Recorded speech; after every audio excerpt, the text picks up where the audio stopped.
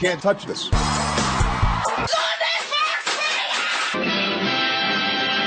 Nous allons mettre sur la table une question centrale, celle de l'Internet civilisé.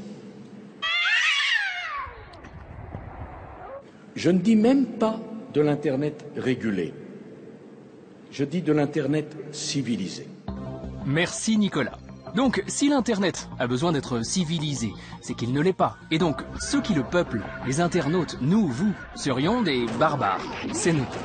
4 ans plus tôt, c'est la République populaire de Chine, l'un des 10 pays ennemis de l'Internet, qui voulait le civiliser. Bel héritage. Donc, quoi de mieux qu'une conférence mondiale pour permettre de civiliser ce fichu Internet?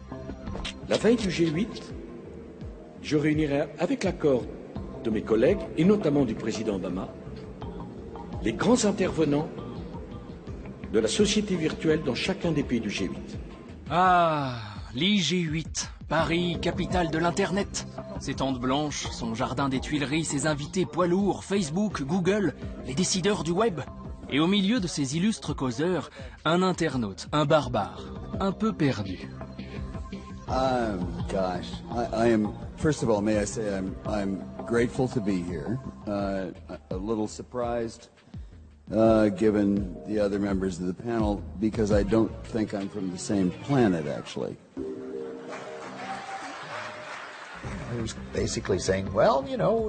En gros, il disait, bon écoutez, ça a été plutôt sympa pendant un temps, mais maintenant il faut que tout le monde grandisse.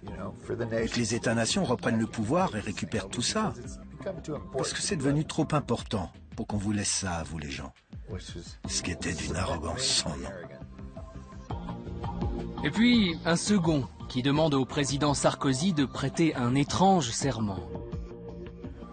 Bonjour, Monsieur le Président. Je m'appelle Jeff Jarvis from City University of New York. A U.S. Official calls the Internet an eighth continent. It's a new land. And so as you go to the G8, I have one small request. I would ask a government to take a Hippocratic oath for the Internet. And that is first, do no harm.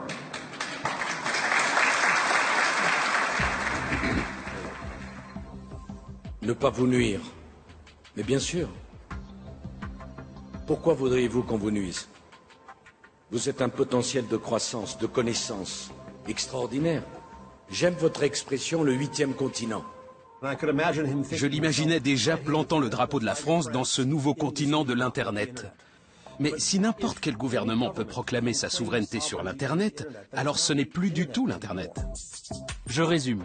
IG8, grand ponte, net économie, contrôle, droit d'auteur. Les thèmes sont clairs, simples, efficaces et civilisés. Ah. C'est quoi ce bruit? Le printemps arabe? Des dissidents qui protestent et le font savoir au monde en utilisant Internet. Ça aurait pu être un thème intéressant pour cet IG8. Mais bon, la liberté d'expression, c'est moins sympa que les dirigeants d'entreprises privées qui viennent défendre leur business. Ça, c'est glamour. Et plus rentable. On a donc d'un côté des gens connectés qui utilisent un outil, le réseau Internet, pour s'exprimer librement, pour se parler, échanger. Et puis de l'autre, certains politiques ou industriels qui ne comprennent pas d'où vient ce bruit, ce brouhaha, où n'importe qui peut dire n'importe quoi, et qui cherchent à baisser le volume, question de confort. Ceux qui parlent depuis toujours, c'est eux, ceux qui passent à la télé, normalement. Et ça donne une contre-histoire du net. Et elle commencerait comme ça. Vous pensez qu'Internet a été créé par des militaires pour protéger les communications en cas d'attaque nucléaire? Eh ben c'est plus compliqué.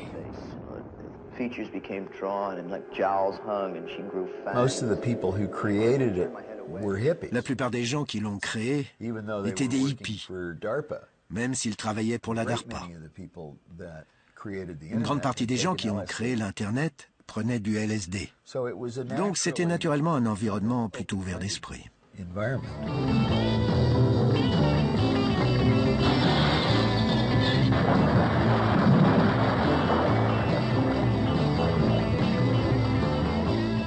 Été 67, San Francisco, Summer of Love, hein, c'est le climax de la culture hippie.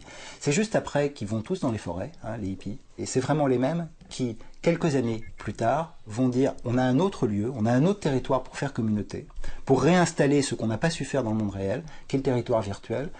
L'informatique, c'est tout comme le LSD qui prenait par ailleurs, c'est la même chose, ça augmente l'esprit. Ça va être un outil qu'on va bricoler, qu'on va fabriquer, dont on va pouvoir agir sur le code soi-même. Et en faisant ça, on élargit son rapport au monde depuis les individus qui vont se connecter un par un. En parallèle, sur la côte est des États-Unis, ce même esprit de bidouille et de bricolage se diffuse. Le MIT, célèbre institut de recherche, se met à embaucher des systèmes hackers, comme Richard Stallman, qui inventera 10 ans plus tard les logiciels libres. Et à l'époque, jusque dans la technique, rien ne verrouille cet esprit d'ouverture. Au début, nous n'avions pas de mot de passe. Il n'y avait aucune sécurité dans notre système informatique. Et la raison est que les hackers qui avaient créé le système, quelques années avant que je n'arrive, s'étaient rendus compte que n'importe quel système de sécurité aurait permis aux administrateurs de contrôler et de restreindre les hackers. Donc, ils se sont dit, pourquoi leur fournir un outil qu'ils pourront utiliser contre nous? Et c'était très bien comme ça. Tout le monde pouvait faire ce qu'il voulait. Le système n'essayait pas de contrôler les êtres humains. Plus tard, l'administration a essayé de mettre des mesures de sécurité et a fait pression pour installer des mots de passe. Donc, j'ai écrit un programme informatique pour récupérer puis décrypter les mots de passe des gens. Et puis je leur ai envoyé un message en leur disant « J'ai vu que ton mot de passe était le suivant. Pourquoi ne pas me rejoindre et n'utiliser aucun mot de passe? Tu as juste à appuyer sur la touche « Entrée ». C'est le mot de passe le plus court qui existe.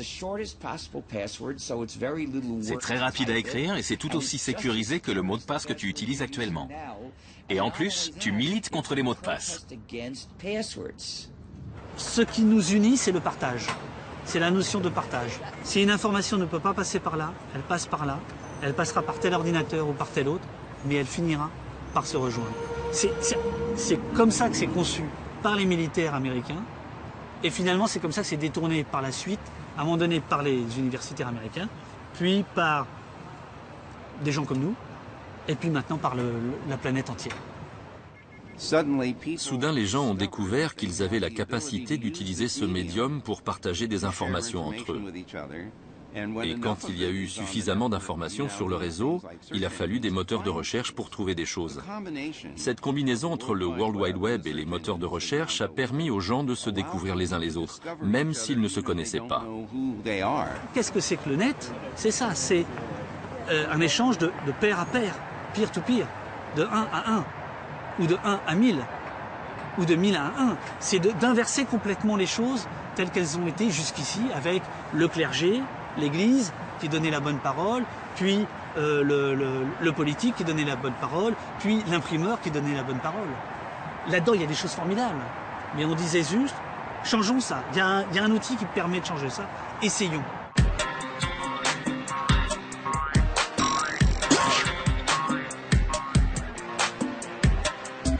Je m'exprime et potentiellement mon voisin, tout comme le reste du monde, peut me lire. Voilà ce qu'apporte ce réseau pensé sous LSD. Parmi les premiers, les ados s'en emparent vite, très vite. Certains les appellent pirates, d'autres hackers ou corsaires, mais ce sont surtout des curieux. Ils cherchent, testent, bidouillent. Et leur jeune âge n'est pas un hasard, c'est l'endroit rêvé pour échapper à la censure parentale, le lieu des possibles, de l'aventure. Ah, fichue jeunesse! J'ai pensé que ces gosses, ces hackers, étaient un peu consternants. Ils paradaient, ils étaient provocants. Et je me suis dit qu'il n'y avait pas trop de différence entre eux et ceux qui faisaient du skate. Je me suis dit qu'on pouvait leur prendre leur modem et leur filer un skate, ce serait la même chose. Mais ensuite, j'ai entendu que l'un d'entre eux était rentré chez lui, avait retrouvé sa sœur de 12 ans, entourée de pas mal de gens des services secrets, qui pointaient leurs armes sur elle, pendant que d'autres vérifiaient tous les trucs électroniques de la maison, y compris son radio-réveil et ses cassettes de Metallica. Et je me suis dit, tiens, peut-être que ces loustiques sont plus dangereux que je ne l'imaginais, si le gouvernement les traite comme ça. Mais le gouvernement agissait comme s'il menaçait notre civilisation. Mais selon moi, ce n'était pas ça du tout. Il me paraissait même sacrément civilisé, d'une manière plutôt avancée.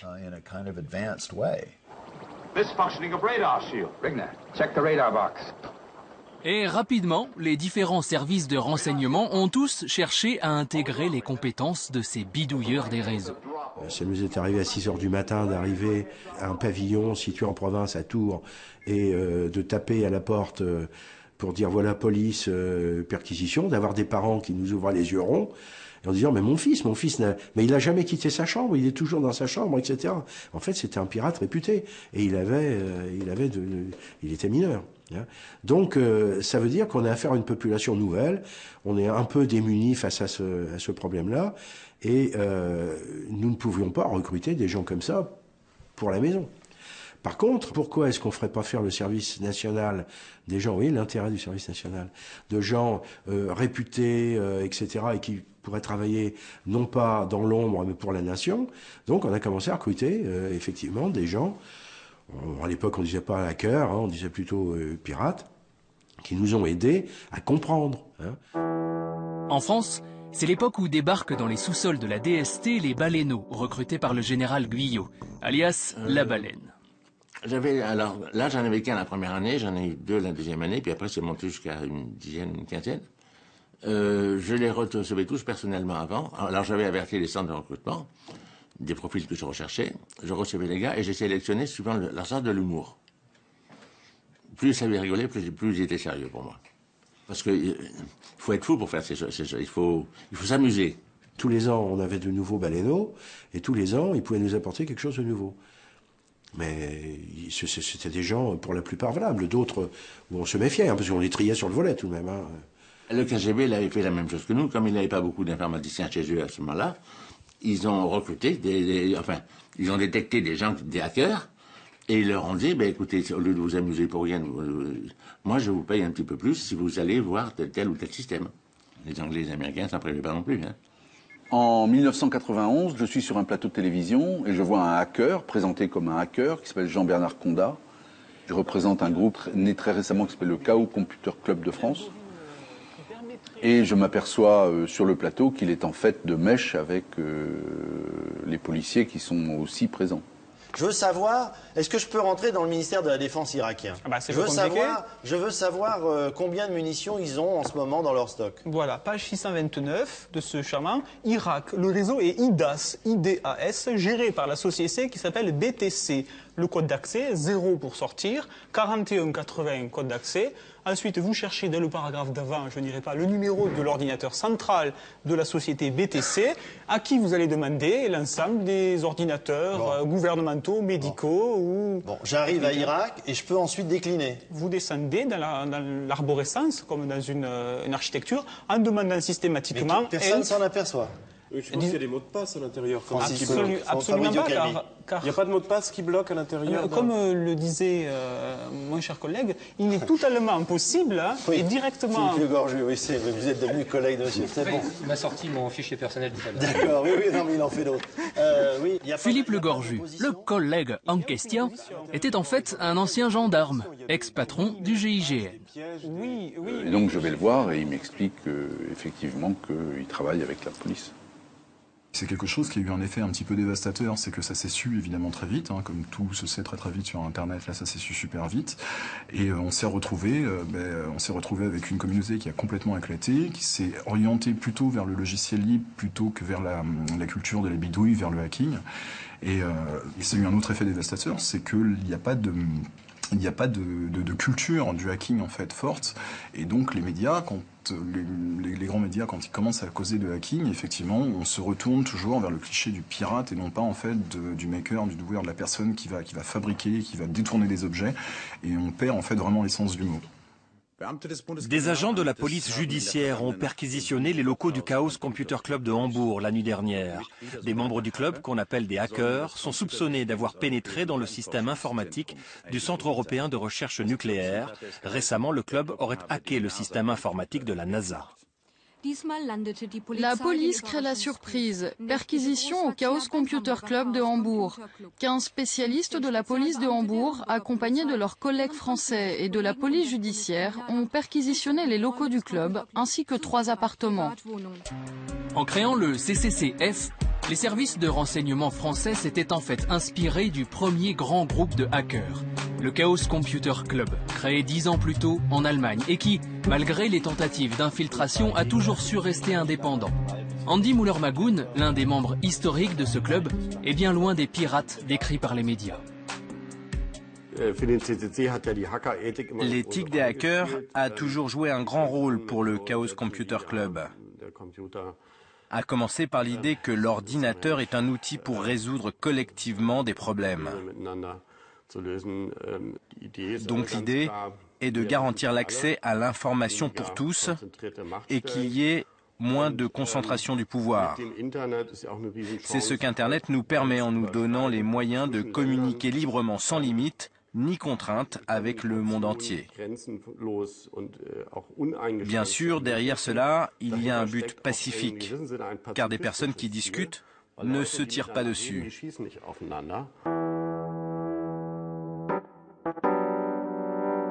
Le hacking, c'est la démarche scientifique. On observe quelque chose qu'on ne comprend pas, et on se demande,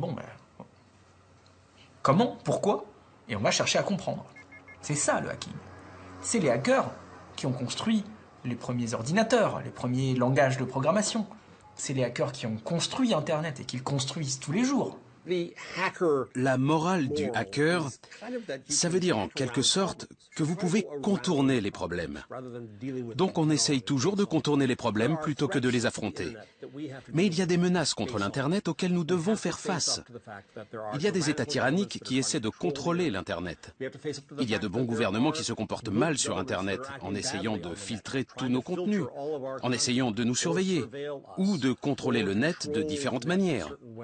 On ne peut pas simplement contourner cela, parce qu'on pense parfois faire quelque chose de juste et de libre sur le net, mais on finit en prison. C'est un fait que quasiment tout ce qui circule sur Internet est enregistré par la NSA. Et je connais bien la NSA, de l'intérieur. Et je peux vous dire que leur despotisme est amoindri par leur incompétence. Ils peuvent enregistrer tout Internet, mais ils n'ont aucune idée de quoi faire de ces données. Et plus ils en ont, plus ils sont confus. Better look through the telescope, Pedro. We'll find out what they're doing. This is Santa's Magic Observatory. What wonderful instruments. The Earscope, the Teletalker that knows everything, the Cosmic Telescope, the Master Eye. Nothing that happens on Earth is unknown to Santa Claus. Qui va donc chercher une réponse à cette surveillance massive du réseau qui pointe à l'horizon? Les mêmes ados, les bidouilleurs, les hackers. Depuis le début, ils construisent le réseau en fonction de leurs envies ou besoins. Il y a un nouveau besoin, préserver nos échanges, donc arrive un nouvel outil. En 1984, j'étais très actif dans les mouvements pacifistes. Je développais aussi des logiciels qui permettaient d'aider certains mouvements pour la paix et la justice, comme le comité de solidarité avec le peuple du Salvador. J'avais remarqué que leur bureau avait été cambriolé par le FBI qui avait pris la liste de leurs membres et donateurs. Ça m'a semblé évident que ce genre d'organisation puisse chiffrer leurs documents afin de les protéger en cas de cambriolage par le gouvernement. Donc, j'ai voulu créer un logiciel qui pourrait chiffrer des fichiers en utilisant un système de cryptographie à clé publique, ce qui a donné naissance à PGP. On a commencé à voir arriver un tas de choses qui accentuaient la pression en termes de surveillance, et c'est ce qui m'a motivé pour que PGP soit libre et gratuit. Et c'est ainsi que le code source s'est répandu dans le monde entier. Ah, satanée manie du partage. Sauf qu'à l'époque, la cryptographie, considérée comme une arme de guerre, était exclusivement utilisée par les militaires et interdite à l'exportation.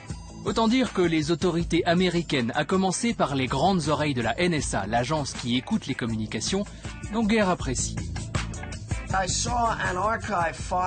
J'ai vu un fichier qui contenait la première version du programme, son manuel et son code source. Je l'ai téléchargé et j'ai tout lu.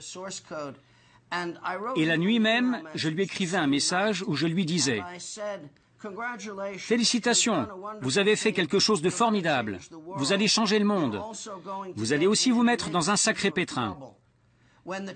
Quand les problèmes arriveront, je pourrai vous aider. Voilà qui je suis, voilà ce que je fais, et vous pouvez me demander tout ce que vous voulez. » C'était 10 jours avant qu'un officier fédéral ne vienne frapper à sa porte, à Boulder, dans le Colorado.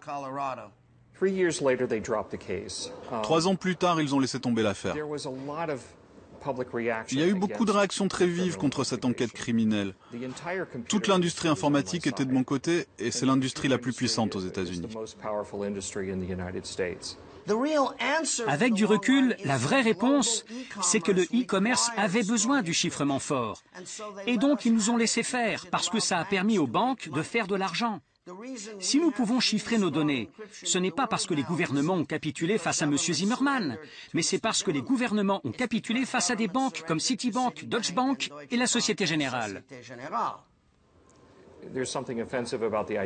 Il est assez choquant d'entendre dire que la cryptographie devrait être hors la loi. Car si on nous interdit de protéger nos données, les criminels, eux, pourront toujours le faire. Ils peuvent embaucher toute la mafia russe pour le faire. Donc si la protection de la vie privée est hors la loi, ça veut dire que seuls les hors-la-loi ont droit à une vie privée. L'idée d'origine, c'est pourtant juste le respect de la vie privée. Internet en soi, c'est autant la communication totale que la surveillance globale. Donc permettre d'échanger sans risquer d'être surveillé, ce n'est pas un crime. Ça pourrait même être plutôt utile et sain. Et on va nous dire après que ceux qui font vivre le réseau, qui pensent ce genre de solution pour le préserver, sont des illuminés. Fallait pas les chercher. Governments of the industrial world, you weary giants of flesh and steel, I come from cyberspace, the new home of mind. On behalf of the future, I ask you of the past to leave us alone. You are not welcome among us. Un jour, j'ai écrit une sorte de déclaration d'indépendance du cyberespace et je l'ai envoyée à mes amis. Je ne pensais pas vraiment que ça irait plus loin, mais le lendemain matin, j'ai réalisé que ça avait fait le tour du monde. Je recevais des emails de gens d'un peu partout. C'était un sacré moment. J'étais un peu déconcerté parce que je n'avais pas franchement fait attention quand j'avais écrit ce texte. Et je ne pouvais pas imaginer une seconde que ça allait devenir un document de référence. Mais ça l'est devenu en une nuit. We have no elected government, nor are we likely to have one.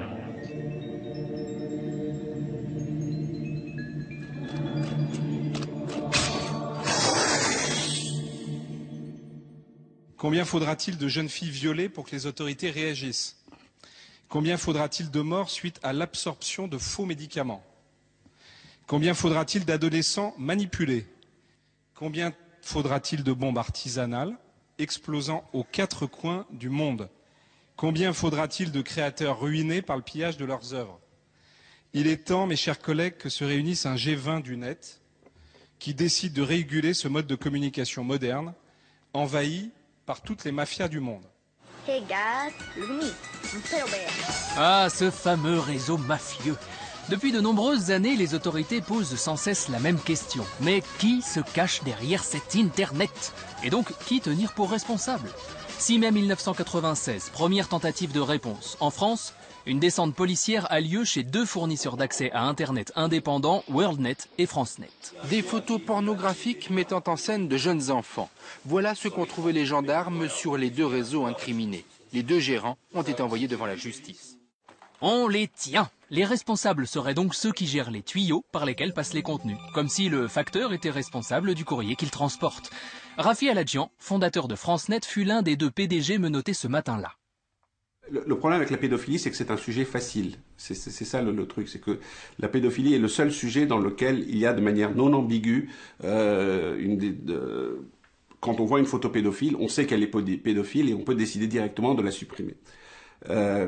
Mais le problème, c'est qu'en supprimant cette photo pédophile, on reconnaît immédiatement qu'on a cette capacité de censure et donc de responsabilité sur tous les contenus, y compris tous ceux qui sont beaucoup plus ambigus. Donc si vous supprimez des images pédophiles, vous êtes aussi responsable de tout message à caractère haineux dans lequel il y a de l'exercice illégal de la médecine, toute violation de copyright, que vous connaissez ou pas. Ce qui était en jeu, c'était quel est le rôle d'un fournisseur d'accès? Est-ce que c'est un type qui censure tout le web et qui fait une espèce de jardin censuré, ou bien c'est un type qui dit voilà un tuyau et tout ce qui est derrière, c'est à vous. C'était ma position à moi.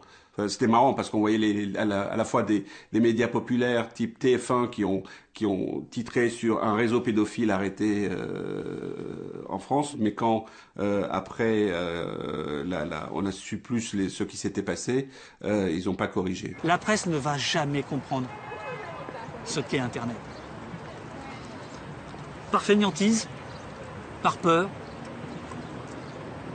par corporatisme, on mélange tout ça. On paye encore aujourd'hui ce malentendu, c'est-à-dire Internet, c'est les pédonazis, Internet, c'est forcément le mal, c'est forcément de la connerie, c'est forcément des chats qui font du skateboard en vidéo, ou des bébés qui rient pendant 3 minutes, ou c'est des... Mais non. Non.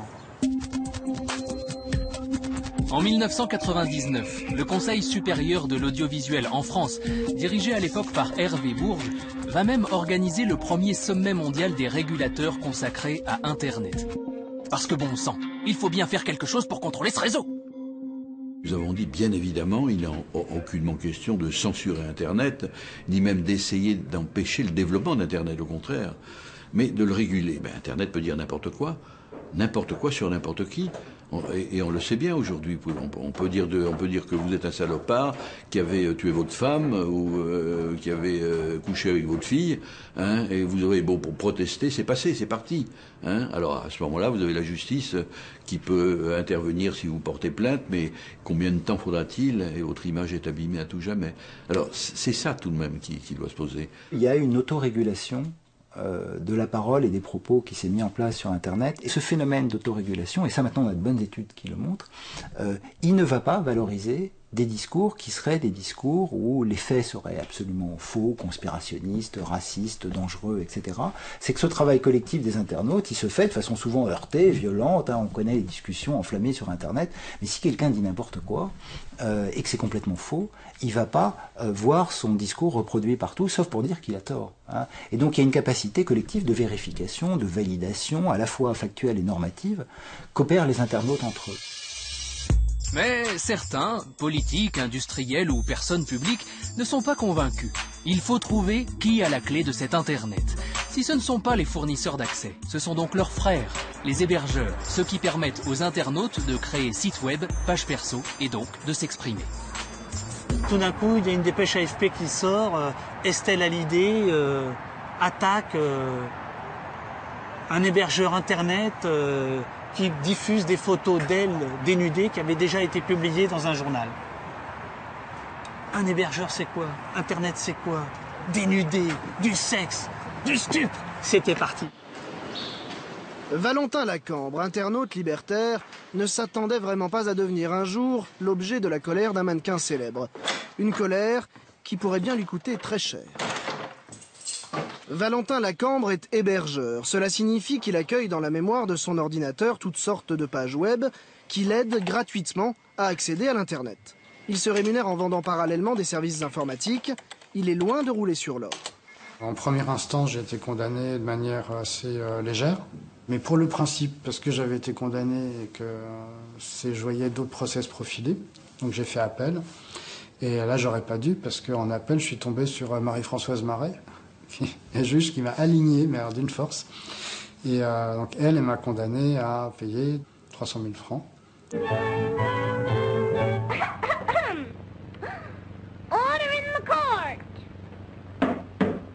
On avait dit, nous allons lancer en fait une espèce de pavé dans la mare en disant, on veut pas savoir si c'est un espace de liberté ou pas. Il y a une atteinte à la vie privée puisqu'on retrouve une photo, on fait abstraction de la technique extérieure et par voie de conséquence, on intervient, on interdit et on octroie des dommages et intérêts. Je ne sais plus ce qu'on avait octroyé comme dommages et intérêts à Estelle Hallyday pour atteinte à sa vie privée. Là, je devais payer, j'étais vraiment à la rue, quoi. Je suis parti de mon appart un peu à la cloche de bois parce que j'avais pas de quoi payer. Enfin, l'ambiance, elle n'était pas terrible, quoi. La justice choisit donc de faire pression sur l'hébergeur plutôt que de s'adresser directement aux citoyens qui a mis en ligne les contenus incriminés. Logique et astucieux. On solutionne le problème en supprimant l'intermédiaire. On m'a fait porter la responsabilité des 47 000 sites qui sont hébergés sur mes serveurs. En conséquence, ne pouvant assumer cette responsabilité, j'ai qu'une seule solution à ma disposition, c'est de fermer l'intégralité des contenus. Ça veut dire plusieurs centaines, plusieurs milliers de petites entreprises, d'associations, de services d'information qui aujourd'hui n'existent plus parce que je suis incapable d'assumer la responsabilité de contenus qui seraient délictueux. Mais ça ne marche pas à chaque fois. Rafi Aladjian, lui, s'en est mieux tiré. Tant qu'un juge n'a pas décidé que ce contenu est illégal, il n'appartient pas à des gens qui ne sont rien, c'est-à-dire un fournisseur d'accès, de décider. Et en tout état de cause, le jugement de non-lieu qui a été rendu en ma faveur dans cette histoire de pédophilie a considéré qu'il était anticonstitutionnel qu'une entité privée comme un fournisseur d'accès ait un droit de jugement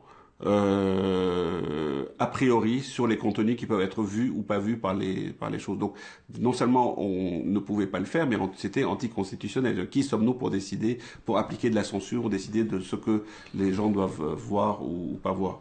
Donc dès lors qu'une autorité a décidé que ce contenu est interdit, nous le signale et nous enjoint de l'enlever, on a l'obligation de l'enlever, mais on n'a pas autorité pour décider de ce qui doit être enlevé ou pas. Il faut quand même se rappeler, et je pense que c'est unique dans l'histoire des États de droit modernes, que les premières décisions qui ont été rendues par des juridictions, que ce soit aux États-Unis ou en France, sur Internet, et c'était dans les années 90, c'était l'année 1996, la première décision rendue, c'est pas un tribunal d'instance, un tribunal de commerce ou un tribunal de grande instance local, c'est le Conseil constitutionnel, donc la plus haute des juridictions, avant même qu'aucun juge en France n'ait à connaître d'Internet, qui va censurer un amendement qui était présenté par le ministre chargé des télécommunications en 1993, qui s'appelait François Fillon.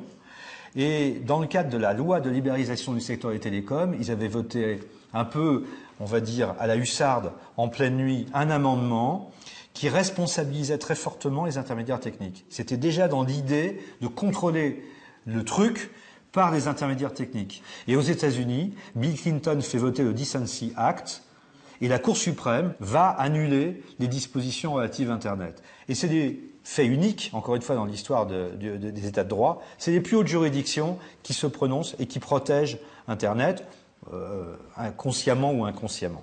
Mais c'est quand même unique.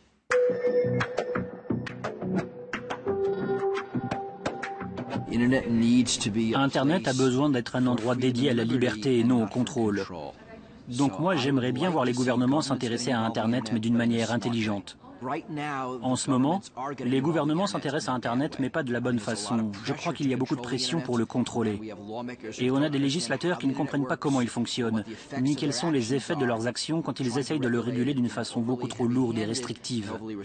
Et je pense que ça sera un problème majeur dans les 5 à 10 années à venir.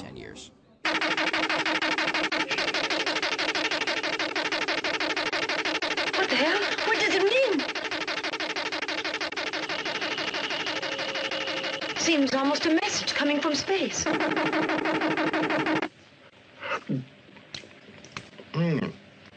Pâté du foie gras. Captain, our computer is picking up a strange signal. Here, sir, you better take a look at it. Thanks. It's impossible. The computer's got to be wrong.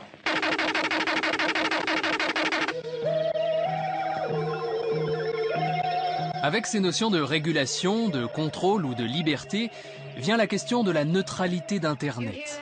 Le principe est simple. Pour que le net soit neutre, rien ni personne ne doit modifier les contenus qui circulent dans les tuyaux.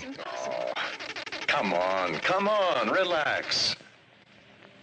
I agree that those are not normal signals, but I also think the computer isn't functioning right, that's all. So stay calm. I really think that computer in there has just got to be drunk. La neutralité d'Internet, c'est un petit peu le concept de se dire où qu'on se trouve en fait sur le réseau, on voit Internet de la même manière, on accède aux mêmes choses. C'est ce qui fait que Internet est Internet, c'est-à-dire une espèce de grosse base de données mondiale avec laquelle on peut discuter avec tout le monde, et surtout de se dire que l'intelligence n'est pas concentrée à un endroit du réseau, c'est-à-dire chez Orange, chez Numéricable, chez un tel ou chez un tel, mais l'intelligence en fait vient des extrémités du réseau, donc des utilisateurs. La neutralité des réseaux est la pierre angulaire de la liberté d'expression sur Internet. Il n'y a pas de liberté d'expression possible s'il n'y a pas de neutralité des réseaux. Sinon, tu ne sais pas ce que tu regardes. En fait, sinon, tu es dans Matrix. Tu es dans la matrice, on te présente des choses dont tu ne sais pas si elles sont vraies, dont tu ne sais pas si les textes sont bien ceux que les auteurs ont écrits, etc. C'est-à-dire, on te présente tel article, on te dit que tel homme politique a dit ça, qu'est-ce que tu en sais? Il faut que tu aies confiance. Et il faut que tu aies confiance, pas que dans le journaliste qui rédige l'article disant « machin a dit que Bidule était un con ». Il faut que tu aies confiance dans le réseau qui a transporté l'article pour pas l'avoir réécrit à la volée. Et il faut que tu aies confiance dans la tablette qui t'a présenté l'article pour pas l'avoir réécrit à la volée. On n'est pas du tout habitué à un système dans lequel la prise de parole publique est aussi facile et libre. On a habitude quand même d'un certain contrôle. On est quand même un vieux pays catholique, on aime les hiérarchies, on aime les intermédiaires entre Dieu et nous. Et Internet, c'est quand même, d'une certaine manière, être en direct avec Dieu. Donc, les intermédiaires résistent. 别害怕，听着，我把这个给你们念念。饶命，董汉琛，中国人。28岁，翻译官，知不道。华务小三郎，25岁，日本人，刚来中国，没杀过人，走反的，别杀我，对呗？对呗？差不多，差不多。那走。该做啥做啥吧。先别动手，我还有好多事情要交代。不要殺せ、俺は幸せ人。只有一支小队，无顶机枪。大日本帝国軍は殺されても恥ずかしめを受けんの。九台電話2個は傻子。絶対に投降はせん。絶対に祖国にはそれが。两国一个，弹药库一个。皇軍は必ず勝つ。天皇陛下万歳。还有四匹羊马。早く撃て。就在完毕。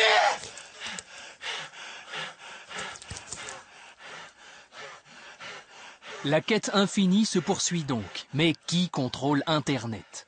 Les procédures, les lois s'enchaînent et la question reste. Ce ne sont ni les fournisseurs d'accès, ni les hébergeurs, très bien. Alors ce sont les internautes. Voilà une nouvelle cible à contrôler pour assainir le réseau. Aujourd'hui, on a condamné, en septembre 2012, un artisan sur le fondement de la DEPI. C'est la première condamnation. à une contravention de quelques centaines d'euros, parce que son épouse avait téléchargé Root Boy de Rihanna, qu'elle savait pas faire fonctionner un logiciel peer-to-peer, et qu'il a été flashé 1500 fois, parce qu'il a été partagé, mais j'ai presque envie de dire à son corps défendant. C'est la même logique. C'est-à-dire sanctionner, responsabiliser, alors qu'on sait que les gens ne sont pas, je dirais, ceux qui personnellement ont pris part à la problématique qui est posée. Adopi, en fait, a normalisé, quelque part, la surveillance des internautes par une société privée, pour des raisons qui sont des raisons mais totalement infondées, qui sont des raisons de copyright.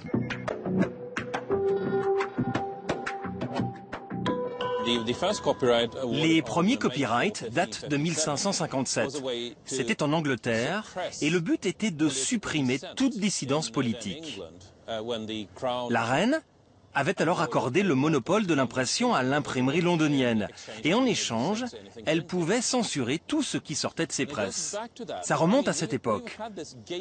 Nous avons eu cette culture fermée où une petite élite privilégiée pouvait décider quelle culture et quel savoir serait délivré au peuple.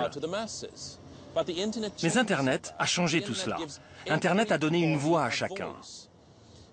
Pour la première fois dans l'histoire, une petite fille de 9 ans au Paraguay, qui vient d'avoir son premier ordinateur portable, peut aller sur Wikipédia et ajouter du savoir au savoir commun de l'humanité. Ça n'est jamais arrivé avant. Il y a vraiment un domaine dans lequel la France a pu être en avance, c'est la répression en matière de droit d'auteur. Et dès que Sarkozy a été élu, John Kennedy, le président de l'IFPI, donc l'organisation mondiale de lobbying des producteurs de disques, a dit avec Sarkozy, on tient notre champion, lui défendra nos idées. Et donc une fois entré en vigueur, l'Adopi a pu envoyer Marie-Françoise Marais, présidente de la commission de répression, aux quatre coins du monde, aux frais de la princesse, pour aller participer dans tous les rounds de l'industrie pour dire, regardez, en France, ça marche, sortir des chiffres bidons de son chapeau, et comme ça, vendre le modèle français à l'international. Ça, elle continue aujourd'hui.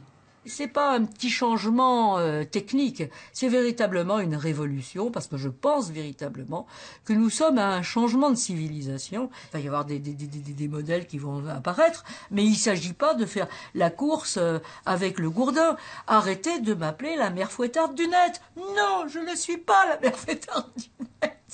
Sûrement pas. Que l'échange de fichiers se fasse...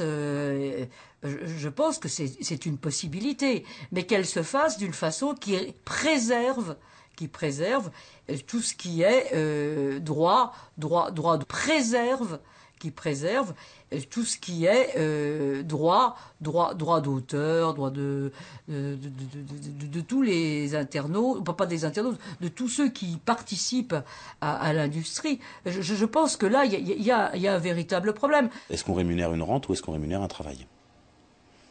C'est un truc de fond. Là, chercher le vaccin contre le sida quand il y a 200 malades connus dans le monde, ça sert à rien. Par contre, quand il commence à y avoir quelques millions de malades un peu partout et des morts, niveau pépette, c'est mieux. Donc ça, c'est un modèle où tu rémunères la rente. Et donc, il faut créer des rentes si tu veux créer de la rémunération. Puis tu as un autre modèle qui est de dire on rémunère le travail. C'est-à-dire que la société, par un biais ou par un autre, que ce soit l'économie de marché ou que ce soit une autre forme d'économie, dit je souhaite que tel travail soit fait et donc je vais rémunérer les gens pour le faire. C'est un modèle qui est assez classique en France, hein. C'est ce qui fait de nous un pays soviétique aux yeux de beaucoup, mais on a une recherche publique qui est très développée. C'est le modèle du CNRS, hein. C'est le modèle normal du CNRS. On paye les chercheurs à chercher. Et le gars qui trouve, il gagne pas des millions, il a juste fait son travail de chercheur pendant lequel il a été payé, une paye de chercheur honorable, et puis c'est tout. Et c'est ce choix-là qui est entre autres caché derrière ce que font les ayatollahs du copyright. C'est un monde du revenu de la rente contre un monde de revenu du travail. Et c'est un choix de société très profond. Si ne pas réguler, c'est laisser le marché réguler, moi ça ne va pas. Non. Parce que c'est une forme fallacieuse de réguler les choses. Moi je suis pour l'éducation, voilà, tout simplement. C'est-à-dire que apprendre les pratiques, transmettre des pratiques, Je trouve ça beaucoup plus fort que d'interdire. Voilà. Et il se trouve que la vie m'a amené à côtoyer des univers comme celui de la musique, celui du cinéma, etc., où on a bien vu que ce sont des industries anciennes, lourdes, qui n'ont absolument pas compris ce qui se passait et qui ont essayé d'interdire et qui ont perdu. L'interdit ne sera jamais, porteur d'intelligence. Jamais. Il y a des gens qui essayent de contrôler l'accès à la culture du XXe siècle. Il y aura des gens qui voudront contrôler la culture du XIXe siècle. Et partout, il y a des gens qui pensent que quand on prend un bouquin de physique et qu'on fait une copie pour quelqu'un qui est trop pauvre pour se l'acheter, c'est potentiellement criminel. On criminalise la lecture de la même manière qu'on criminalise le fait d'être pauvre. Ça me fait penser à Victor Hugo qui a dit « Par la volonté de Sa Majesté, il est interdit aux riches comme aux pauvres de dormir sous les ponts. » Et de la même façon, nous interdisons aux riches comme aux pauvres d'apprendre gratuitement, ce qui ne pénalise pas du tout les riches, mais écrase les pauvres. Eh bien, si on pouvait mettre un terme aux lois diaboliques, comme la loi Hadopi, nous aurions alors un Internet qui respecterait les droits de l'homme. Internet perturbe les entreprises, des commerçants aux médias et tout type d'industrie. Mais Internet perturbe aussi les gouvernements parce qu'il permet aux gens de créer une nouvelle forme de société, sans frontières ni limites. Et ça remet en cause l'autorité de ces gouvernements. Donc, ces gouvernements et les entreprises qui restent sur de vieux modèles se regroupent parfois pour essayer de restreindre Internet et lutter contre ces changements.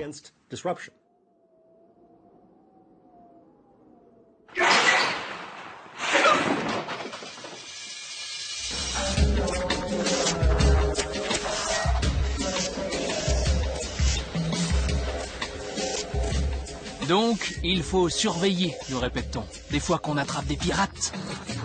Or, les outils de surveillance du réseau sont multiples. Ce n'est pas que le grand méchant État qui surveille les gentils petits citoyens.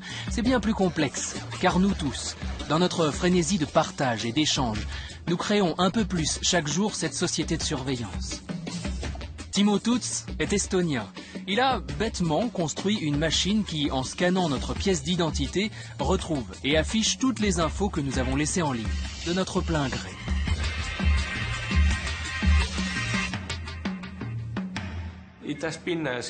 Ça a été assez effrayant pour moi de voir que les gens aimaient vraiment cette machine.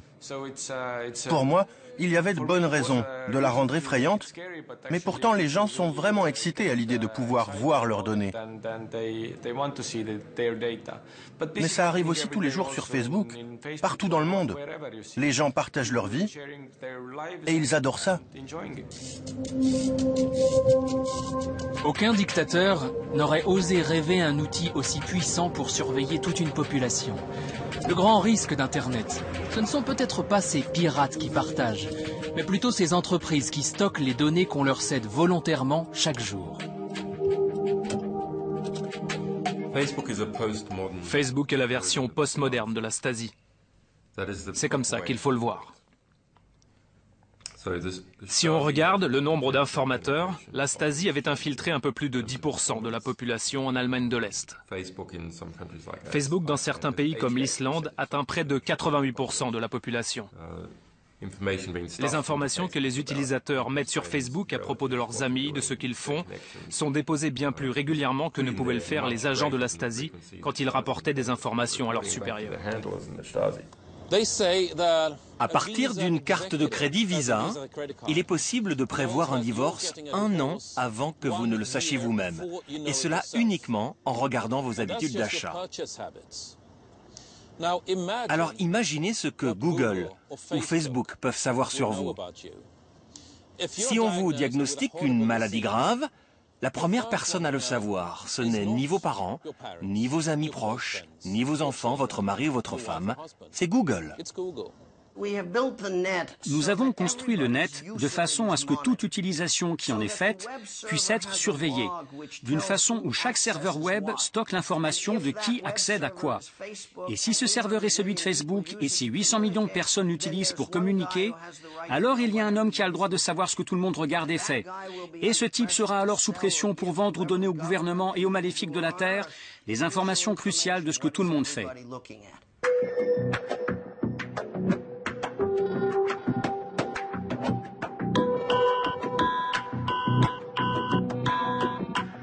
Les réseaux sociaux vivent sur le fil rouge de la confiance, en essayant d'aller le plus loin possible en termes d'utilisation des données personnelles. Et c'est ce que disait aussi le patron de Google, Eric Schmidt, qui disait « Nous sommes juste à côté de la ligne jaune, nous essayons de ne pas la dépasser ». Je ne sais pas si ce propos dit par une société comme Google n'est pas le plus inquiétant qui puisse se faire dans ce domaine. Avoir un accès libre à Internet ne veut donc pas forcément dire être libre. En 2012, l'Azerbaïdjan, pays classé 162e sur 179 sur la liberté de la presse, accueille le Forum sur la gouvernance de l'Internet des Nations Unies, histoire de planter l'arbre qui cache la forêt. Des centaines de défenseurs de la liberté d'expression se retrouvent donc à Bakou, la capitale. Ceux-là même que Nicolas Sarkozy, dans son IG8 de businessman, avait mis de côté. On n'est pas un paradoxe près. Protection of human liberties is one of the vital activities of the modern Internet network. Pourtant, dans ce même pays, se déguiser en âne, comme ce blogueur, Emin Mili, et mettre en ligne une vidéo où l'on se moque du gouvernement lorsqu'il investit dans un grand cheptel d'ânes, c'est risqué. Après l'avoir fait, Emin a été tabassé par 2 gros bras qui l'ont évidemment accusé d'avoir frappé le premier. Il passera donc près d'1 an et demi en prison pour hooliganisme. Frais, léger, courtois.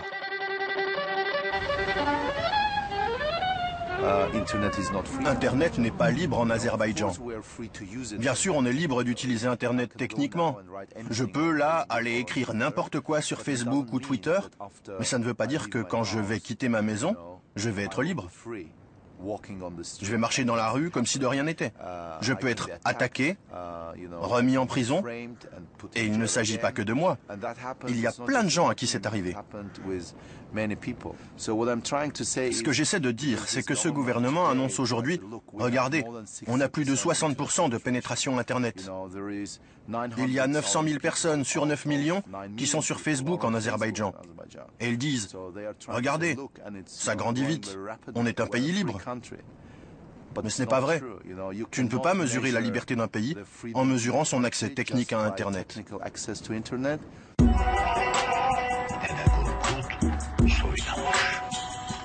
Autre exemple, toujours en Azerbaïdjan, Khadija Ismailova, journaliste pour une radio interdite sur la bande FM, mais diffusée sur Internet. Alors qu'elle enquête sur une affaire de corruption qui touche la famille du président, elle reçoit une lettre. Dedans, une photo d'elle faisant l'amour avec son compagnon. En fait, 3 caméras avaient été installées dans son appartement, jusque dans sa salle de bain. Et cette lettre était une menace pour qu'elle stoppe son enquête. Elle a continué, la sextape a été mise en ligne. Et plutôt que de demander à censurer le site qui hébergeait la vidéo, Khadija a choisi de sacrifier sa vie privée au nom de la défense des libertés. Il ne s'attendait pas du tout à ma réaction. Je n'ai pas fait marche arrière. J'ai dit que je n'avais pas honte de ce qu'il s'était passé, de ce que j'avais fait. J'ai dit que ceux qui devaient avoir honte étaient ceux qui volent l'argent du peuple, qui détournent les opportunités du peuple pour enrichir leur propre famille. J'ai fait une déclaration publique sur Facebook et ensuite, les médias l'ont reprise. L'enquête fut ouverte et mes amis et ma famille m'ont dit de demander aux enquêteurs, au gouvernement ou au ministre de la Communication de bloquer en Azerbaïdjan le site web qui hébergeait la vidéo afin que ma vie ne soit pas en danger. J'ai décidé de ne pas le faire parce que notre gouvernement attend la moindre occasion pour légitimer la censure de sites web. Si moi je demande de bloquer ce site web, ça leur servira d'excuse pour le faire à nouveau plus tard. Donc je n'ai pas fait cette demande.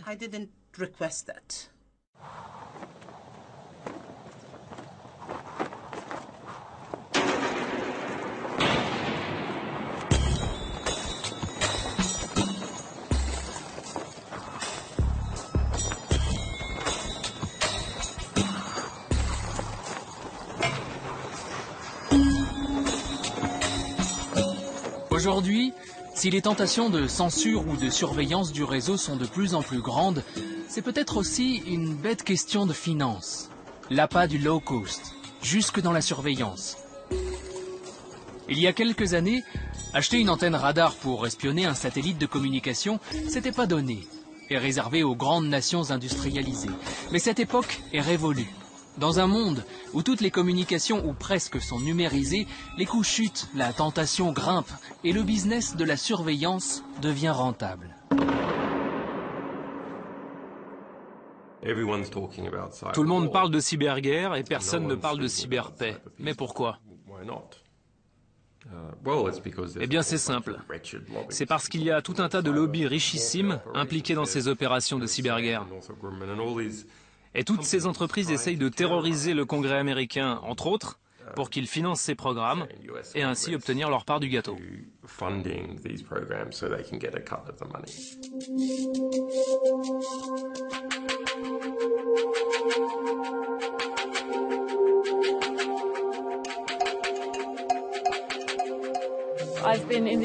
Je suis au Parlement européen depuis 2009, date à laquelle il y avait aussi des élections en Iran.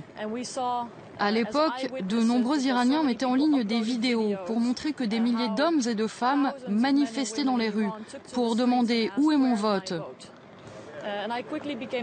J'étais en contact avec de nombreux activistes et plus je leur parlais, plus ils m'expliquaient qu'ils étaient trouvés, tracés, traqués et emprisonnés à l'aide de technologies répressives.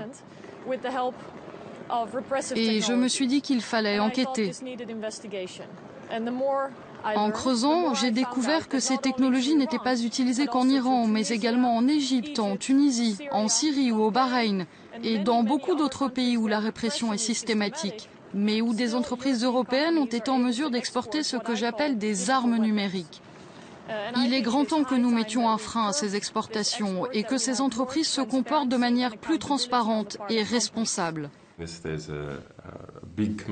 Il y a un énorme marché avec plus d'1 millier d'entreprises commercialisant des technologies de surveillance massive. Une compagnie sud-africaine vend par exemple un kit pour 10 millions de dollars par an qui permet d'enregistrer en permanence toutes les communications téléphoniques d'un pays de taille moyenne. C'est ce que William Binney, un ancien directeur de la NSA, a qualifié de totalitarisme clé en main. Le moteur, les roues et le châssis ont été construits. La clé est sur le démarreur et il ne reste plus qu'à mettre le contact. En vérité, le contact a déjà été mis pour certaines populations. Les musulmans, par exemple, de manière générale aux États-Unis. Nous avons là tous les ingrédients essentiels à une nouvelle dystopie transnationale et totalitaire.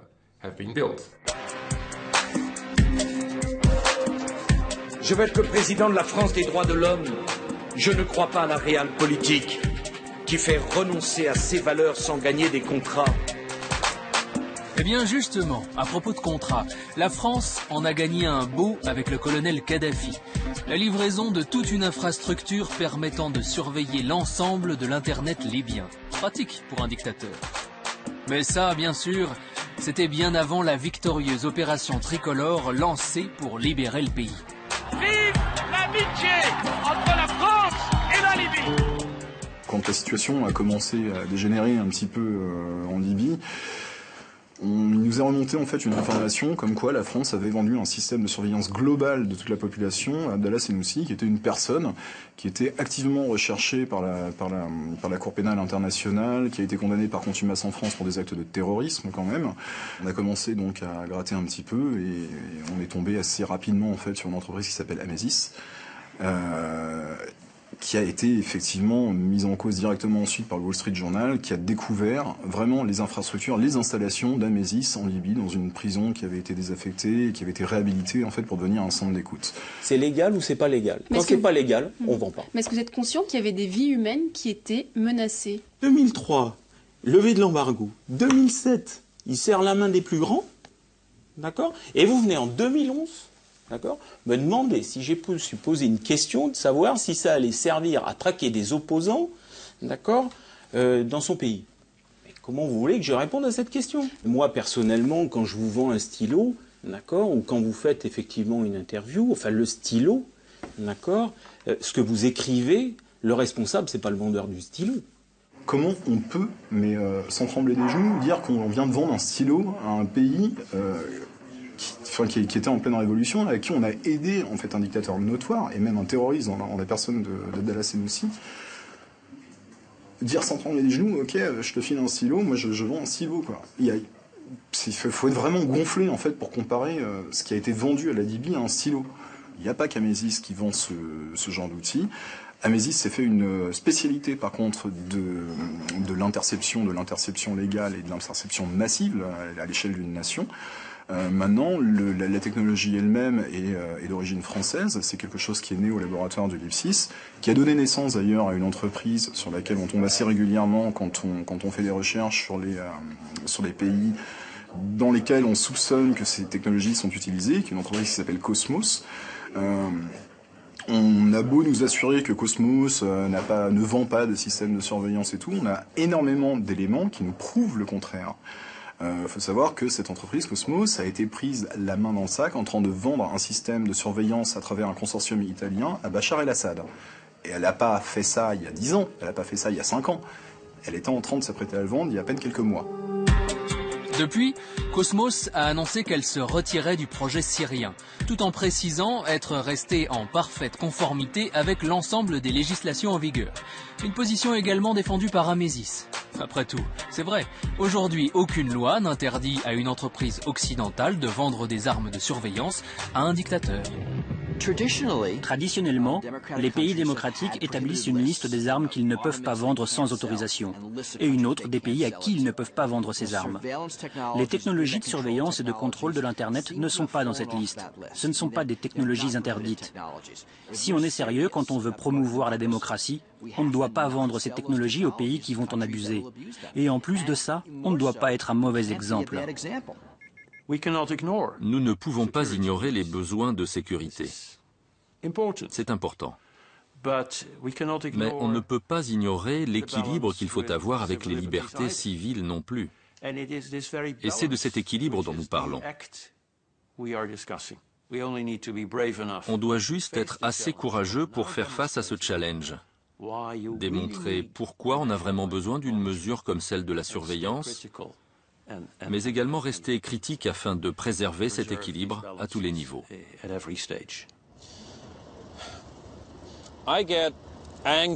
Ça m'énerve à chaque fois que j'entends l'expression interception légale, qui est le terme officiel utilisé pour décrire la mise sur écoute. Parce que la notion même d'interception légale implique que c'est OK, que c'est bien, parce qu'elle respecte la loi. Mais c'est une connerie. Ce n'est pas parce que c'est légal que c'est juste ou moralement justifiable. Et l'histoire a toujours été très dure avec ceux qui ont choisi de suivre la loi quand la loi était mauvaise. Je pense que la loi est mauvaise. Et c'est pour cela que je suis entré en politique, afin de changer tout cela. La vice-présidente de la Commission européenne, Viviane Reding, a dit il y a quelques années devant le Parlement européen que nous avions sacrifié nos libertés depuis trop longtemps sur l'autel de la sécurité et qu'il était temps de rendre justice à nos libertés.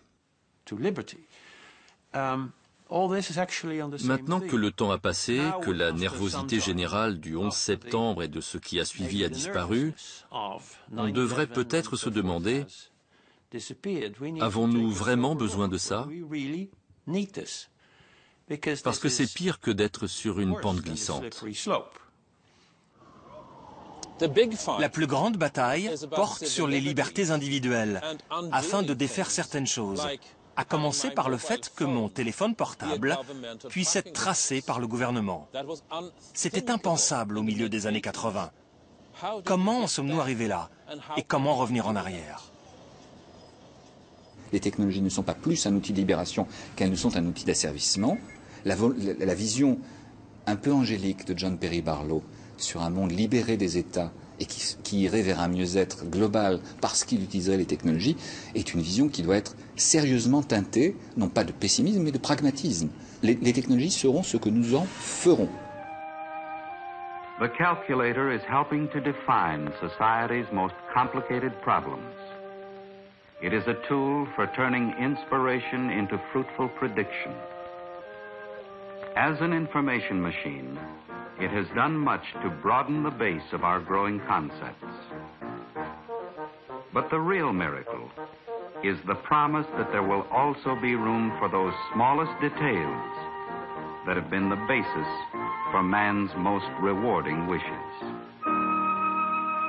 This is a story of a technique in the service of mankind.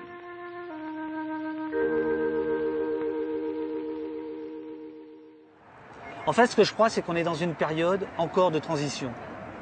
C'est-à-dire qu'en fait, c'est plus 1789, mais qu'est-ce qu'on fait? Maintenant, qu'est-ce qu'on fait? Voilà. On remet le roi, on appelle Bonaparte, on est tous des Robespierre, qu'est-ce qu'on fait? On sait que ça va mal tourner, mais ce qu'il faut, c'est repousser le plus possible le moment où ça va mal tourner, et puis surtout, si ça tourne mal pour tout le monde.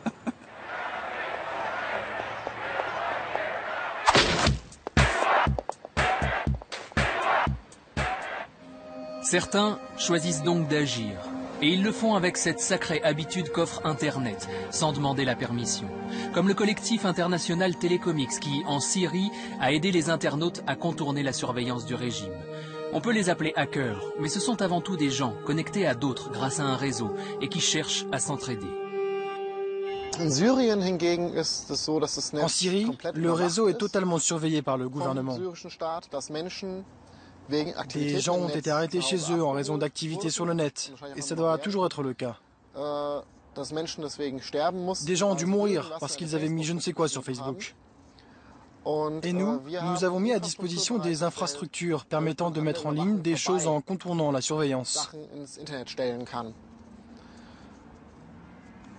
Cela peut paraître prétentieux, mais nous étions à ce moment-là les seuls à pouvoir le faire. Une ONG ne peut pas intervenir comme nous l'avons fait. Nous avons attaqué les décisions d'un État souverain. En d'autres circonstances, cela serait considéré comme une déclaration de guerre. Nous, Telecomix, avons décidé qu'il était important pour les gens de pouvoir mettre en ligne des informations. Et nous avons décidé de contourner les décisions d'un État par tous les moyens.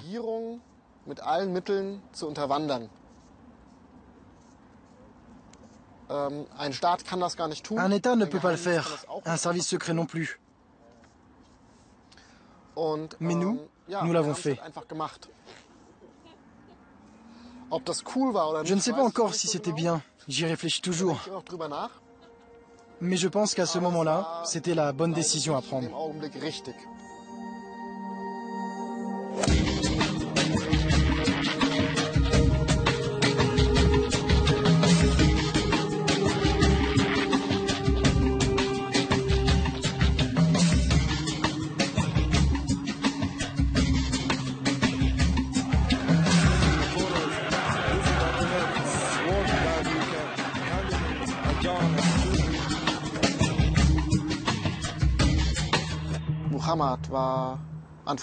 Muhammad avait tout juste 20 ans.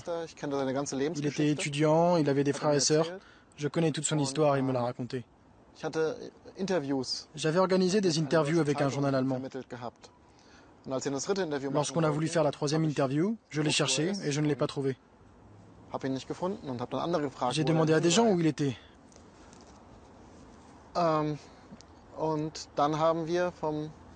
Et nous avons obtenu, tout à fait par hasard, une vidéo sur laquelle on voyait Muhammad être battu à mort dans une cellule.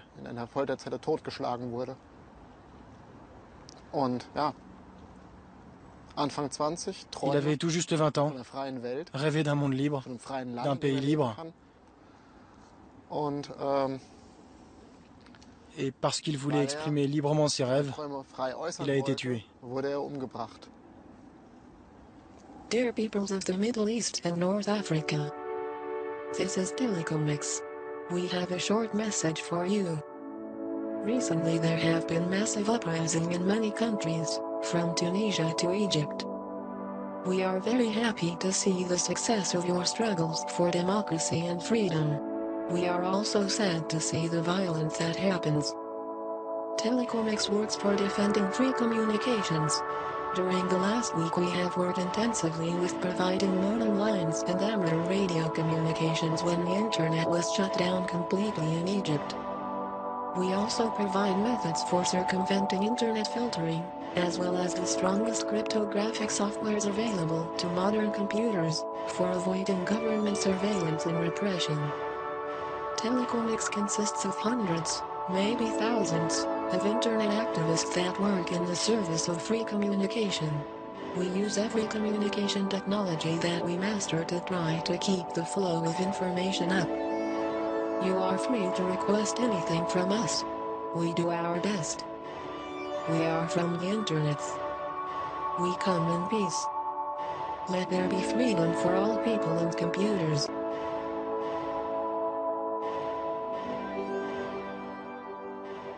The question is, I think, la question est, est-ce que les hackers peuvent individuellement changer le monde? Peut-être à certains niveaux, sur quelques détails. Peuvent-ils changer le monde ensemble, en tant que collectif? Sans doute pas tant que ça. Et ils ne travaillent pas si souvent de manière collective. Maintenant, est-ce qu'en s'associant avec d'autres gens, ils peuvent faire quelque chose? Là, la réponse est oui. Il y a une phrase très belle que j'aime beaucoup de Ben Schneiderman qui disait « Il n'est plus temps d'apprendre à nos enfants à surfer, il est temps de leur apprendre à créer des vagues ». Je crois que le citoyen doit créer la vague. Je pense que l'on est en train de vivre un profond changement de société. Et cela change si vite que nous n'avons pas le temps de comprendre ce qui arrive. Nous ne savons pas comment réagir. On va avoir besoin d'une génération de personnes qui est née avec Internet, qui a grandi avec Internet, qui comprend vraiment ce que les législateurs actuels ne saisissent absolument pas. On a besoin que ce soit elles qui soient au pouvoir. Et là, on commencera à avoir un vrai changement. Le Parti pirate est une vague, née du réseau. Grâce à lui, il a même fini par atteindre les plages du Parlement européen. J'ai mis en ligne un site vraiment moche qui disait « Vous savez les gars, je pense qu'on peut réunir 225 000 voix. Et si on y arrive, on sera au Parlement. Voilà notre projet, voilà comment on va le faire, je pense qu'on peut le faire. » 3 ans et demi plus tard, aux élections européennes de 2009, on a obtenu 225 915 voix, ce qui nous a propulsés au Parlement européen. Quand Nicolas Sarkozy s'est fait élire et qu'on a lu en filigrane de son programme le délire sécuritaire d'Internet, on s'est dit qu'il fallait se mettre en ordre de bataille, qu'il fallait inventer quelque chose. C'est là qu'on a créé la Quadrature du Net. Et on s'est dit, eh bien, on va hacker la politique. Ils sont légion, les exemples d'initiatives citoyennes qui émergent du réseau. Tout comme le Parti pirate, la Quadrature du Net, à l'origine une petite association française, bouscule l'agenda politique jusqu'au Parlement européen. C'est mon côté révolutionnaire épicurien. Le principe est toujours le même, agir sans demander la permission. Et derrière, le même rêve, modifier la société comme on corrige 3 lignes de code. En tant que la Quadrature du Net, on fabrique tous les jours des outils pour permettre aux citoyens de comprendre les enjeux sur ces dossiers, mais aussi pour leur permettre de participer. On a par exemple développé un truc qui s'appelle le Pi-phone, qui permet aux gens d'appeler gratuitement le Parlement européen. Donc nous choisissons la liste des eurodéputés à appeler, donc ceux qui restent à convaincre, ceux qu'il faut bien cibler, etc. Et les gens entrent leur numéro de téléphone, pouf, il y a leur téléphone qui sonne, et ils sont directement mis en contact avec les eurodéputés. C'est un truc qu'on peut faire avec 3 bouts de voix sur IP et 4 morceaux de code et 5 rustines sur Internet. Et l'esprit de bidouille, les rustines, ça fonctionne, même en politique. Les initiateurs du traité ACTA s'en souviennent encore. ACTA, qu'est-ce que c'est? C'est l'accord commercial anti-contrefaçon. C'est un accord international protégeant le droit d'auteur, le copyright et la propriété intellectuelle. Nous ne nous battons pas contre ces valeurs, qui existent déjà, mais contre des aspects de ce traité qui vont à l'encontre des intérêts du peuple, et de beaucoup de nos libertés. ACTA, c'était l'accord commercial anti-contrefaçon. C'est un texte négocié en secret, comme un accord commercial que font les pays entre eux, mais qui contenait un nombre de dispositions répressives en matière de copyright et qui allait littéralement transformer les intermédiaires de l'Internet en une police privée du copyright et imposer des mesures répressives absolument inacceptables. Pendant 4 ans, on a fait campagne, on a informé les citoyens pour que les citoyens se saisissent de ce dossier, aillent au contact des élus du Parlement européen. Et le 4 juillet dernier, le Parlement européen a rejeté par 478 voix contre 39, dont 21 UMP français, ce texte qui est une victoire historique. Quelques mois avant, les gens nous disaient « Non mais c'est complètement impossible ». Personne n'a vu venir le raz-de-marée qui a submergé le Parlement autour de l'ACTA, mais tout le monde l'a senti passer. Eh bien, c'est ça, la force de l'Internet, lorsqu'elle est appliquée à la participation démocratique, à la participation citoyenne. Et c'est ça qui quelque part, est beau et un peu magique, parce que ça ne se contrôle pas, ça ne se commande pas. On siffle pas dans un sifflet et il y a 100 000 personnes alignées avec une seule tête qui dépasse, qui font chef oui chef. Ça ne se passe pas comme ça. C'est complètement spontané, organique. On est surpris nous-mêmes.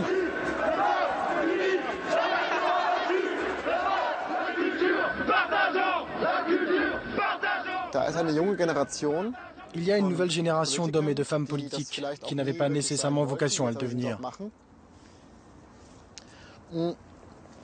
Ils font désormais ce boulot de politiciens qui ont grandi sur Internet et avec Internet. Ils savent ce que signifie le terme de transparence, ce que cela signifie de prendre des décisions de manière compréhensible.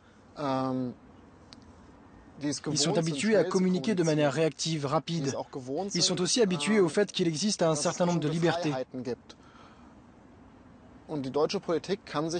Donc la classe politique allemande ne peut désormais plus prétendre ne rien savoir de tout ça. Ce n'est plus possible. Ce qui me préoccupe profondément, c'est ce qu'il va se passer entre maintenant et dans 20 ou 30 ans, quand la génération Internet sera au pouvoir et donnera le ton dans les partis politiques. Parce que nous sommes au bord d'un risque majeur, celui de construire une société de la surveillance, un Big Brother bien pire que ce qu'aucun auteur de science-fiction n'a jamais imaginé.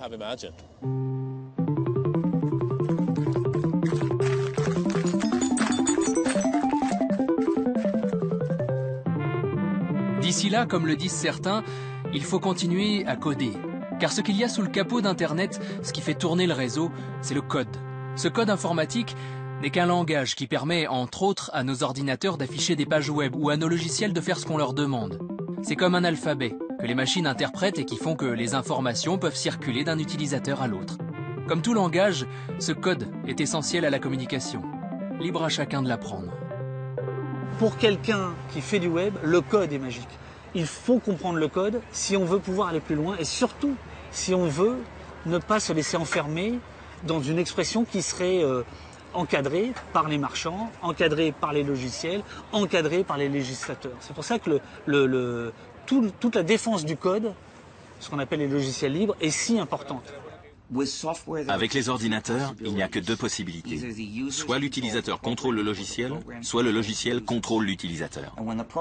Si c'est le logiciel qui contrôle les utilisateurs, vers où allons-nous?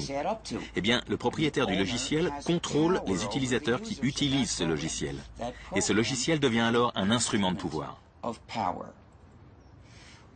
Afin que les utilisateurs gardent le contrôle sur le logiciel, ils ont besoin de certaines libertés. Et ce sont ces libertés qui définissent ce qu'est un logiciel libre. Donc, nous avons construit le monde du logiciel libre.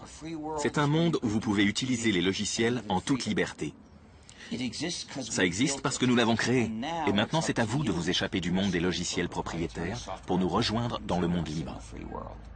Écrire du code informatique est une vraie compétence qui demande beaucoup d'efforts. Vous ne pouvez pas apprendre ça en un jour. Mais je pense vraiment que nous avons besoin d'un apprentissage de ce code. Les gens doivent comprendre comment la technologie fonctionne et non voir celle-ci comme une mystérieuse boîte noire. La transparence du code est une prérogative démocratique. Et donc l'intérêt du code libre et ouvert, de l'accès possible par les citoyens à ce code, est évident. Donc le logiciel libre, les mouvements open source, c'est une chose. Mais ne pas se tromper. Aujourd'hui, le code est accessible qu'à ceux qui savent le manier, c'est-à-dire une extrême minorité. une extrême minorité. Et donc, l'un des enjeux pour les temps qui viennent, ce n'est pas non, là encore que l'on puisse accéder au code, mais que les citoyens puissent devenir promoteurs, créateurs du code. Et là, les choses changent. Si vous avez, non pas une techno-élite de 0,5% ou de 1%, mais une capacité pour 10, 15, 20%, voire pourquoi pas un jour 50 ou 60% des citoyens, de créer non pas simplement leur code, mais à terme les services qu'ils devront utiliser. Et pourquoi pas, puisqu'on en parle, les objets qu'ils pourront créer un jour avec des imprimantes 3D, puisque c'est l'évolution évidente vers laquelle nous allons, on voit bien que c'est cette capacité à créer, et non pas simplement à utiliser les réseaux, qui pour moi sera la composante essentielle de la démocratie.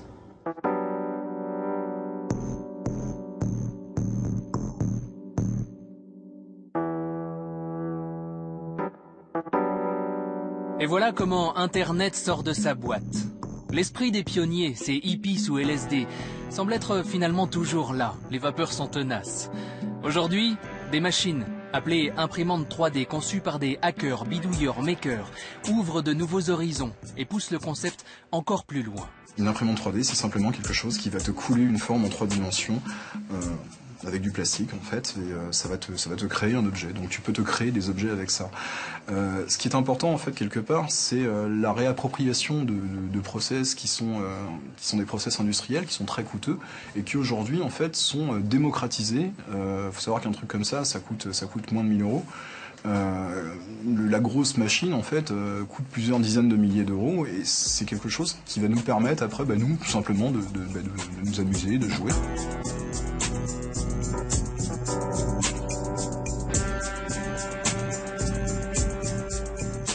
C'est une machine qui quelque part moi qui me vend du rêve quoi. Je me dis mais enfin voilà, la vie réelle peut être comme Internet. On peut hacker des process, on peut hacker des objets et fabriquer des trucs nous-mêmes et devenir propriétaire de notre petit bien commun, qu'il soit matériel ou immatériel. J'adore l'idée, j'adore le principe, j'adore réfléchir aux impacts que ça peut avoir, c'est-à-dire la capacité de pirater des objets et que ce qui est arrivé à l'industrie de la musique puisse atteindre l'industrie du peigne. Bon, on est au balbutiement et aujourd'hui c'est très laborieux, très difficile et très cher, mais c'est très très excitant. Au-delà des imprimantes 3D, les hackerspaces émanent aussi de la culture du réseau. Ces hangars, studios ou garages remplis d'outils en tout genre sont ouverts à tous, jour et nuit. Mitch Altman, l'un des pionniers des hackerspaces, donne même à tout le monde les clés de celui qu'il a ouvert à San Francisco. Dans ces lieux, on invente des solutions pour répondre à des problèmes concrets et ainsi agir sur notre quotidien. Et les applications sont nombreuses. Après le tremblement de terre au Japon et les problèmes sur les réacteurs nucléaires de la centrale de Fukushima, le gouvernement japonais voulait éviter que la population ne panique. Donc ils n'ont pas donné toutes les informations sur les taux de radiation. Alors les hackerspaces de Tokyo ainsi que d'autres dans le monde ont commencé à fabriquer leurs propres compteurs Gégère. À Tokyo, ils avaient plutôt de bonnes motivations pour fabriquer des compteurs Gégère efficaces. Il y avait pas mal de gens très doués en électronique. Donc, ils ont travaillé ensemble pour fabriquer ces outils de mesure pour des sommes dérisoires. Ils avaient aussi des amis au Crashspace, un hackerspace de Los Angeles, et ensemble, ils ont créé le projet Safecast. L'idée est la suivante, ils ont vendu très peu cher ou même carrément donné ces compteurs Gégère. Ces compteurs étant reliés à Internet, ils ont juste créé un système qui enregistre automatiquement les taux de radiation partout où se déplacent les personnes qui en ont. Ainsi, nous pourrons avoir une information fiable sur les niveaux de radiation dans le monde entier. Du LSD aux imprimantes 3D, des labos de recherche au hackerspace, ça fait un sacré bout de chemin. Et pendant tout ce temps, Internet est resté un réseau façonné par celles et ceux qui s'y connectent, c'est-à-dire nous, ses utilisateurs. Et il n'a pas fini de changer. Nous aurions tort de voir l'Internet comme étant une créature immuable. Aujourd'hui, l'Internet est un Internet d'ordinateurs. L'essentiel des données sont issues des utilisateurs des ordinateurs. Dans les années à venir, l'essentiel des données qui transiteront sur les réseaux seront issues de capteurs, d'objets connectés et plus forcément d'humains. Et l'architecture qui va naître de cet Internet mobile puis de cet Internet des objets pourrait être très différente. Ceci est un vrai défi parce que les tentations techniques d'organiser l'Internet du futur autour d'acteurs connus, identifiés, et donc à qui on donnerait les clés en termes de pouvoir, cette tentation, elle est énorme. Et donc je crois que pour les années à venir, notre travail, nous acteurs publics par rapport à ça, sera de rédiger et d'organiser notre action pour éviter cette dérive-là, qui est beaucoup plus inquiétante pour moi que les dérives auxquelles nous assistons aujourd'hui. J'aimerais répandre l'idée que nous avons un droit fondamental qui est celui de l'accès à la connaissance. Tout comme Jefferson a parlé de droit humain inaliénable, il y a un droit humain inaliénable qui est de pouvoir connaître tout ce qui peut être connu et reconnu d'utilité générale. Personne ne s'était donné la peine de déclarer ce droit avant, parce qu'il n'y avait aucun moyen de le transmettre. Mais maintenant, il y en a un. Nous devons nous battre pour ce droit. Nous devons être de bons parents, car si nous gagnons ce droit dans ces temps primitifs, il restera acquis pour toujours. Donc ce qui pourrait arriver de pire, c'est qu'on se dise « Non, non, c'est acquis. C'est bon, la liberté de diffusion, d'impression est acquise. » Non, je crois qu'elle est un combat de tous les jours et de chacun. J'allume mon ordinateur, qu'est-ce que je fais? Qu'est-ce que je fais? Est-ce que j'apporte ma pierre à l'édifice ou pas? En sachant que l'édifice, il est bordélique, il est bruyant, il est comme la vie. Ça pourrait sonner comme une fin, ou pas. Aujourd'hui, près de 200 cyberdissidents sont incarcérés parce qu'ils ont osé s'exprimer sur les réseaux. Réseaux surveillés grâce à des systèmes conçus dans nos démocraties et vendus par des marchands d'armes occidentaux. Une attaque en règle de la liberté d'expression. Dans nos démocraties, justement, les contenus circulant sur le net sont de plus en plus contrôlés, censurés. Nos ordinateurs, tablettes, téléphones et fichiers sont truffés de mouchards. Cette fois-ci, c'est le droit pour chacun de lire qui est menacé. Donc, cette contre-histoire de l'Internet, de l'accès à l'information, à l'expression et au savoir, est loin d'être finie. Ce film n'est qu'un chapitre. À vous d'écrire la suite.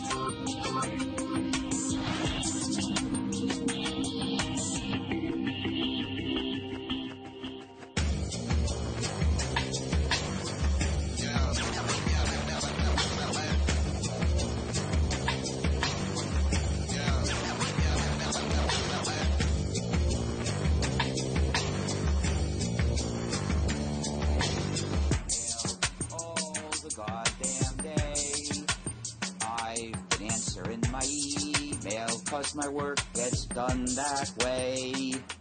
Can't you feel the fingers ache and type until early in the morn? Can't you see the letters blurring? It's just an ad for porn. But my song's obsolete. The spam nowadays doesn't have ads for porn. Rats, they ruined my song.